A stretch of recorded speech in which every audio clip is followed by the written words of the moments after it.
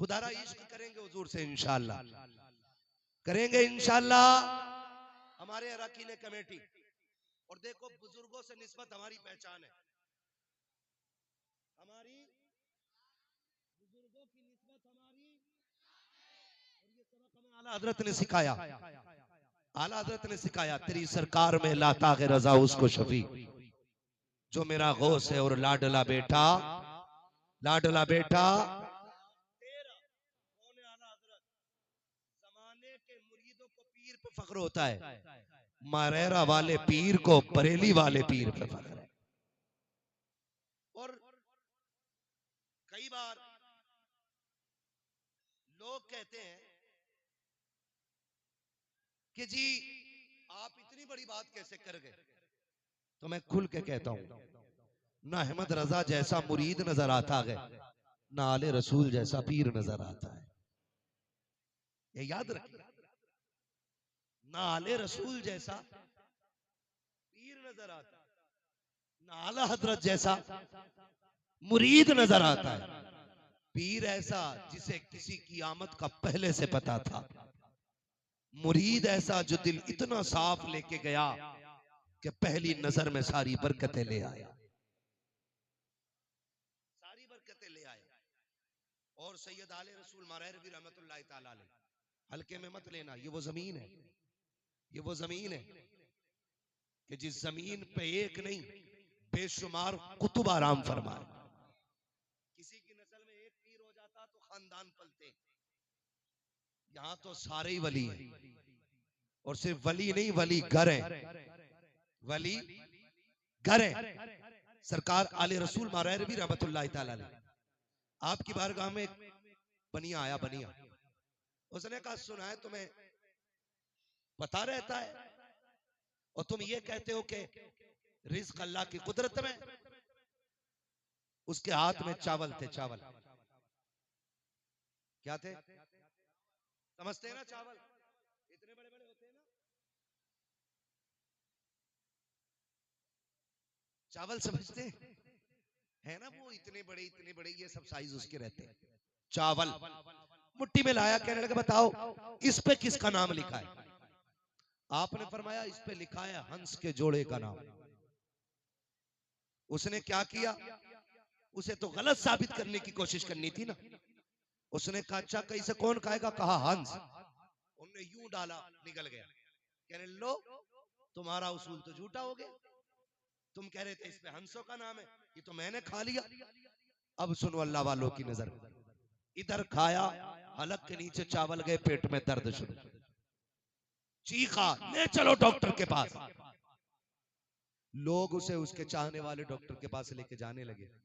रास्ते में जहां हंसों का जोड़ा रहता था ना, उसने कहा ठहरो मुझे पलटी हो रही है।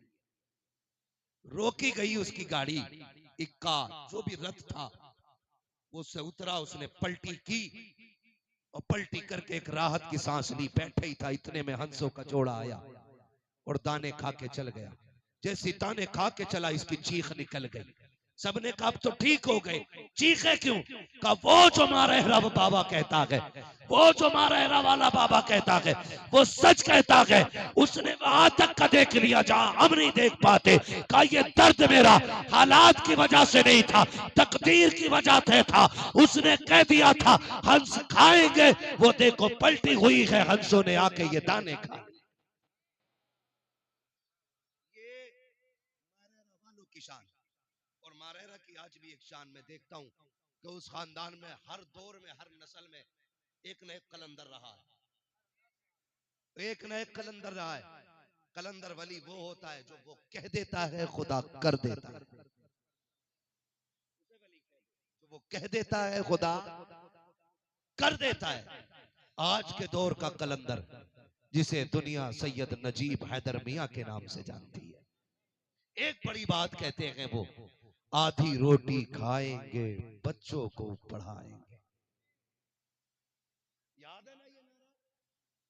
क्या नारा लगता है? मेरे साथ लगाएं, आधी रोटी खाएंगे, सलामत रहे माशाल्लाह। तबीयत खुश हो गई, बड़ा अच्छा लगा। आखिरी वक्त में भी ऐसा लग रहा जैसे जलसा शुरू हो रहा है। आधी रोटी खाएंगे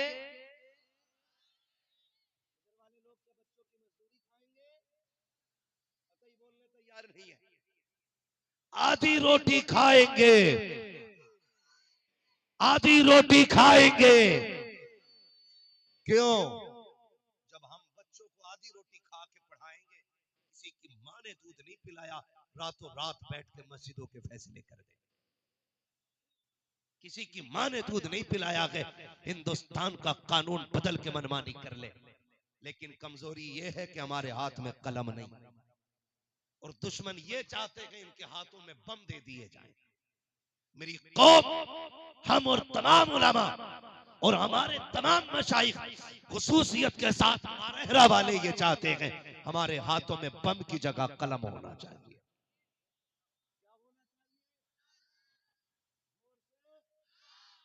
कलम होना चाहिए। अब दौर बम का नहीं, कलम का है। कौम वो आगे जाएगी जिसके हाथ में कलम होगा, जिसके हाथ में और शेख सादी शिराजी रहमतुल्लाह तआला अलैह फरमाते हैं, सिर्फ मेहनत पे भरोसा करना घमंड है, और सिर्फ दुआ पे भरोसा करना बेवकूफी है। समझ गए? सिर्फ मेहनत पे भरोसा करना ये घमंड है, और सिर्फ दुआ पे भरोसा करना ये बेवकूफी है। मेहनत भी करो, खुदा की रहमत पे भी भरोसा करो। तू अपनी मेहनत भर का काम कर, खुदा अपनी रहमत से काम बना डाले। कई बार ऐसा होता हजरत, पूरी रात पबजी खेलेगा और पेन पढ़वाने आ रहा, कल को हाई स्कूल का पेपर है, फूंक दो। उससे फुकवा रहा जो 5वें में 5 बार फेल है। बुरा ना मानिएगा, मैं वलियों का मानने वाला आदमी, लेकिन धांधली से बचने वाला आदमी। उससे पढ़वा रहा जो 5वें में 5 बार फेल है, जिसका लल्ला खुद पिंचर जोड़ लिया, तेरा फूंक दो। वो भी ठेका लिए बैठा, लपन पढ़ो। खुदा की कसम, हम पढ़ने के मुनकिर नहीं, हम तावीज के मुनकिर नहीं, लेकिन शर्त है हम हर तावीज गले में लटकाएंगे मगर देने वाला मुफ्ती आजम जैसा होना चाहिए। हम कलम पढ़वाएंगे लेकिन पढ़ने वाला ताज शरिया जैसा होना चाहिए। हम डोरियां भी पहनेंगे लेकिन देने वाला रईसुल अतकिया सरकार उवैस मुस्तफा जैसा चाहिए। हर किसी भांगी चरसिए नशेड़ी का तावीज नहीं चलेगा, तावीज उसका चलेगा जिसके आगे मुवक्किल हाथ बांध के खड़े रहते। तो हमने भी पेशा बना लिया, पढ़ दो, हमने पढ़ दिए, वो पूरी रात पबजी खेला, पीर साहब की दुआ भी में जनाब। तो मेहनत भी कीजिए, रहमत पे भरोसा भी कीजिए। कितने बच्चे मोबाइल चलाते हैं ईमानदारी से? हाथ उठा के बताओ भाई, बच्चे कितने बच्चे मोबाइल चलाते हैं? हुजूर की महफिल है, झूठ नहीं बोलना है, झूठ नहीं बोलना है ना है। जिन्होंने सच्चाई के साथ हाथ उठाए, अल्लाह बगदाद वाले की खैरात अता फरमा। मैं आपसे अर्ज करूं, हाथ नीचे कर लो मेरे बेटे, बहुत ज्यादा वक्त मोबाइल को नहीं देना। मैं जानता हूं छूटेगा तो नहीं, ये ऐसी बीमारी है छूटेगी नहीं, लेकिन मेरे बच्चों एक बात याद रखना, अगर आज तुम ज्यादा वक्त मोबाइल को दोगे कल भीख मांगनी पड़ेगी। आज अपना ज्यादा वक्त किताबों को दो, कलम को दो। गेम खेलने के आदी हो, मैं जानता हूं नहीं छूटेगा, और ना कोई है जो नजर डाल के छुटा दे। आप अगर खेलना ही चाहते आधा घंटा खेल लो, बाकी का वक्त अपनी तालीम को और अपने आराम को दो। अगर बच्चों तुम पढ़ जाओगे, मोबाइल की औकात क्या है, पूरी साइंस तुम्हारे कदमों में होगी, बड़े बड़े लैपटॉप आगे पीछे होंगे, टेक्नोलॉजी पे तुम हुक्मरान बन के बैठोगे। और अगर तुमने आज मोबाइल चलाया, भीख मांगने के लिए कल कटोरे से भी काम नहीं चलेगा। गलत नहीं कह रहा हूं, कभी कभी सिग्नल पे खड़े हो जाओ ना कहीं, या टोल टैक्स पे, तो हाथ जी टूटे नहीं है, बारकोड पे डाल दिया।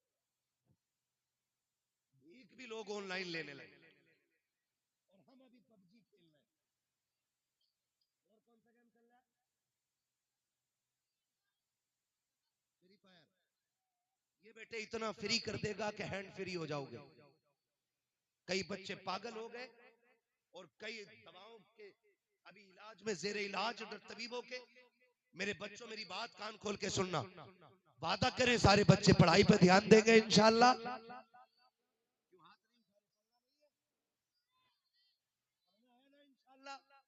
अपने बुजुर्गों की बात मानेंगे, पढ़ेंगे इंशाल्लाह, पढ़ाई पे ज्यादा ध्यान देंगे इंशाल्लाह। बोलो मेरे लाल, माँ बाप की बातें मानेंगे, रात को जल्दी सोएंगे, सुबह को जल्दी उठेंगे। लेकिन अब्बाओं से गुजारिश है, अब्बो मेरी बात सुन लो, अब्बा हजरत 2 बजे सो रहा तो बेटा 3 बजे सो रहा, अब्बा 10 बजे उठता तो बेटा 11 बजे उठता है। फिर कह रहा मौलाना बेटा बिगड़ गया। जब अब्बा ही बिगड़ा हुआ है एक नंबर का, तो औलाद कैसे सुधरेगी? अब्बाओं से गुजारिश है, आप भी मामूल बनाइए, ईशा पढ़ के सोइए, उठ के फजर पढ़िए। करेंगे करेंगे इंशाल्लाह। और अल्लाह वालों से जुड़े रहिएगा। हमारे क्या नाम है, हमारे भाई जिन्होंने दावत दी थी, अदील भाई, इन्होंने बताया कि यहाँ एक बुजुर्ग है जिनके मजार का कुछ काम है। ठीक है ना, चूंकि बुजुर्ग हमारी निस्बत, हमारी पहचान है, तो कोशिश ये करें बहुत कम वक्त में इस मजार की पहचान दुरुस्त करने के बाद अपना पूरा फोकस इंशाल्लाह तालीम पे देंगे। वादा करते हैं इंशाल्लाह बहुत जल्दी इसका काम निपटा लें अदील भाई, और ये कौम इंशाल्लाह आपका साथ देगी। बहुत जल्द मजार के काम से फारिग होकर के बच्चों की तालीम का काम मैं चाहता हूं यही कमेटी करे।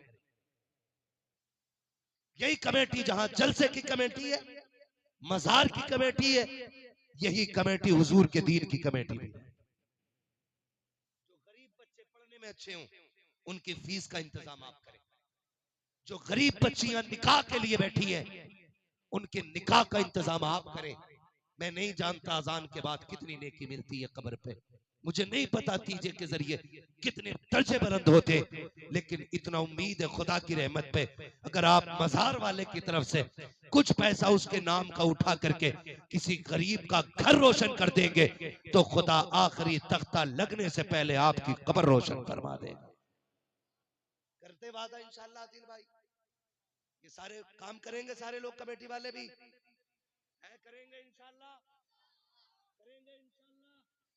तो ये मजार का जो काम है, ये जिम्मेदारी के साथ जो छत बाकी है, जो भी काम है, इसको आप जल्दी पूरा करेंगे इंशाल्लाह, और आप लोग साथ देंगे।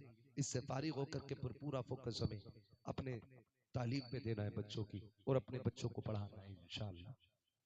पढ़ाएंगे इंशाल्लाह। फरमाया गया या